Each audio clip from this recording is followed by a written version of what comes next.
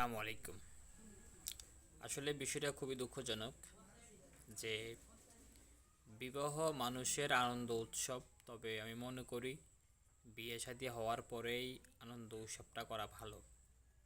সমাজে অনেক দেখা যায় যে জামাই আসছে গেটে ওখানে আউট মানুষ মানুষ এই উল্টাপাল্টা মারামারি করে গোড়া বিয়েটাই ভেঙে দেয়। সো আমার কমেন্ট বক্তব্য হলো যে যারা এই গণ্ডগোলগুলো করে এরা কিন্তু আসলে বাইরের মানুষও হয়ে থাকে।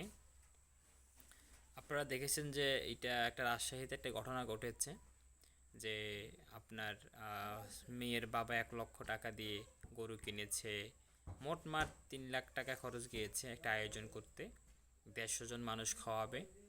তো এটা তো আগে মেয়েদের পক্ষ থেকে করতে হয়, তো তারা করলো কিন্তু মারামারি করে বিয়েটাই ভেঙে গেল। হ্যাঁ, এখন এই লোকটা, যেই লোকটা 3 লক্ষ টাকা খরচ করে এত কষ্ট করে আয়োজনটা করলো, আপনাদের আউট মানুষের এই মারামারি কিলির কারণে আজকে মেয়েটার বিয়ে ভেঙে গেল, সমাজে একটা খারাপ ইয়ে চলে আসলো। হ্যাঁ, এবং খাবার দাবার সব নষ্ট হয়ে গেল। সো আমি আশা করব যে এই ধরনের কোনো কাজ কোনো ব্যক্তিদের না করাটাই উচিত, কারণ এগুলো ভালো না। আপনাদের যাতে ভালো লাগবে অজানা সংবাদ, এটা অবশ্যই সাবস্ক্রাইব করবেন। আপনাদের সবাইকে অগ্রিম শুভেচ্ছা অভিনন্দন। আসসালামু আলাইকুম।